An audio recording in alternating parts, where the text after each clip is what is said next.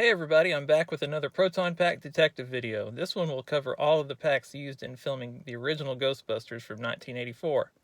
I'll show you which packs belong to which actors, and the times the packs got swapped around in some scenes. I'll also show you the details to look for to help distinguish these packs on screen. You may find this helpful if you are a pack builder and you are trying to replicate a specific pack. There were 5 hero packs and at least 4 foam stunt packs used during production. I'll point out when the stunt packs were used, but won't bother going into detail on those. Ghostbusters 2 had a mid-range of packs that we refer to as semi-heroes that were built to be more comfortable for the actors, but those were not around during the first film. If it's not a stunt pack, it's a hero, just a matter of which one. They also all have the same LC1 Alice frame and strap setup, so unlike Ghostbusters 2 where there was some variation, that won't help us here. Here are the 5 hero packs. It is common to nickname these packs with the last name of the character or the actor that primarily used it. We have the Venkman, the Stance, the Spengler, the Zedmore, also known as the Omni Pack, and the Superhero Pack, which had more advanced thrower electronics to be used for close-ups. To be able to tell these apart from each other, we will be looking at the twist of the ribbon cables on the backside, and on the motherboard side we'll look for the scratches in the paint and the small strips of foam at the top. There are other details exclusive to some packs that I'll point out as well. The ribbon cables have one side that is more colorful, more rainbow striped than the other. The rainbow is clamped down on the left side of the Spengler and the Stance on the right side of the Venkman and the Zedmore. The Spengler is at almost a reverse 7 angle with multiple zip ties and goes through the top clamp almost horizontally with a tight twist. The Stance has a loose twist and appears almost all white as it comes out the top part of the P-clamp towards the entry hole. The Venkman has a red stripe going through the top clamp. The Zedmore looks similar to the Venkman, but it has a tighter twist toward the bottom, and the part going through the clamp is mostly white. The motherboard foam, which wasn't added to the packs until production had moved from New York to Los Angeles, can be just as helpful as the ribbon cable, but from the other side. Looking at this image, you can see the Spengler is very thin on the right side and wasn't cut evenly along the bottom. The Venkman has an odd shape, perhaps from being pushed up from the middle at the bottom. The Zedmore and Stance were virtually identical. Forgive the typos, I didn't make this graphic. The Venkman has a scratch on the upper rivet on the right side of the motherboard that resembles a number 5.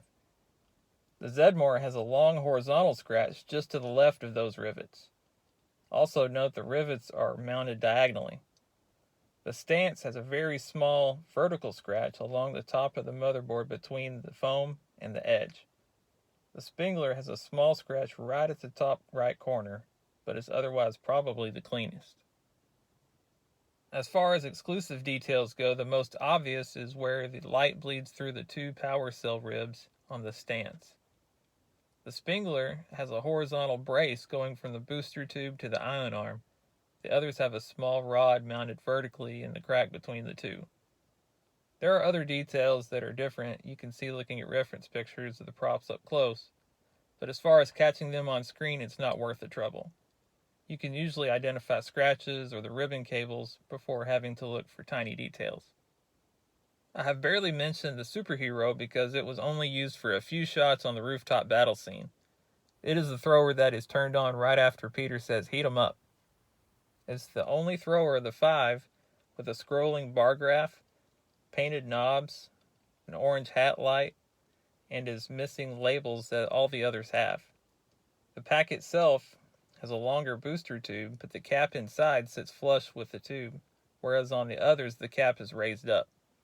It has a longer HGA, and in at least one shot, the bottom 2 screws are missing.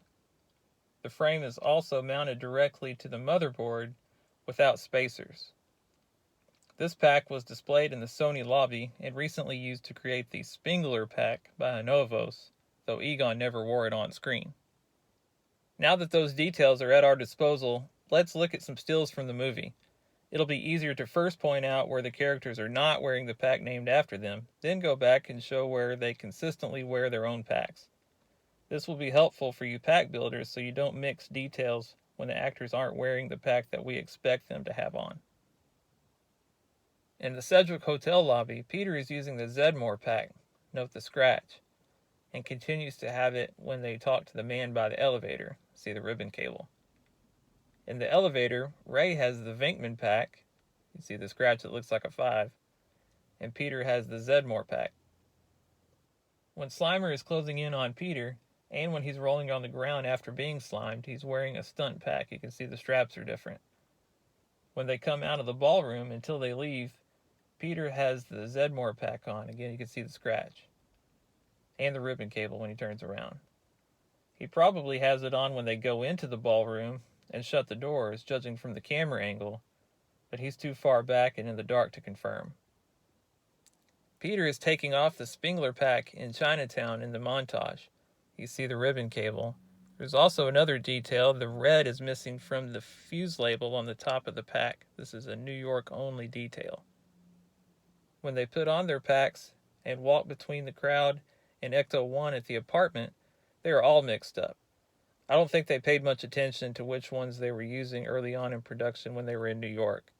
Ray has the Venkman, Peter has the Spengler, Winston has the Stance, and Egon has the Zedmore. Another close-up of Ray shows he's got the Venkman. When they fall in the hole during the earthquake, it's actually stunt doubles wearing stunt packs. When they get out of the hole, Winston has the Spengler on. When they turn to go inside, you can see all the ribbon cables, and Egon and Winston's packs are swapped, though Ray and Peter have the right ones on. On the rooftop, when Gozer blasts them, it's stunt packs again until they get back on the building. When they line up to attack Gozer, Winston has a superhero pack, judging by the flat booster tube cap. The shot of the thrower when Peter says, "Heat 'em up," is the superhero. Peter has the superhero when Ray says, "Aim for the flat top," and when Peter says, "That wasn't so hard." When the building starts to crumble, Winston has the superhero. They all have stunt packs during the shot from above when things start falling down. Egon has a stunt pack, and Ray has his hero when Gozer starts talking. When Gozer says, "Choose and perish," Egon and Winston have stunt packs. Peter and Ray have heroes. It's the same setup when they gather around Ray and he says, "I couldn't help it." When Peter asks Egon, "What have you got left?" Peter has the superhero. He also has it when they open fire on Stay Puft. When they all hide in the corner and decide to cross the streams, they all have on stunt packs. And after the explosion, their marshmallow-covered packs are all stunt packs. In the closing credits, Egon has the Venkman pack when he hugs Janine. You may have some trouble seeing some of these details on the screen grabs, but if you'll look on a larger screen, watching the Blu-ray, you'll see that the details are there. These are the instances I caught, though there could be more. For shots that were too dark or far away, or I was otherwise unsure of, I just noted those with a question mark in my research. However, I'm pretty confident that any shots not included here already can be used with confidence for the packs matching up with the characters as we'd expect. In the hotel, I believe Egon has the Spengler pack on the whole time, and Ray has the Stance pack in all shots except the interior of the elevator. The montage shots in New York are tricky since most of those shots are from the motherboard side, and this is before the foam was added to the top, and before some of our helpful scratches appeared. Once they go inside the apartment building, those shots were from Los Angeles, so we see our normal consistency aside from Peter and Winston occasionally using the superhero in random spots. It looks like they added the motherboard foam sometime during the rooftop battle, as it's not there for some shots, then appears later. The hotel was filmed after the rooftop. Egon and Ray have their packs throughout on the rooftop, aside from the stunt pack shots. And as I said, the only times Winston and Peter aren't wearing the proper packs is when they have the superhero on. They don't swap between each other. Thanks for watching. If you found this interesting or helpful, please hit the like button. If I missed something or was wrong about something, please let me know with evidence in the comments. I'm open to being corrected. If you haven't subscribed already, I'd be grateful if you did.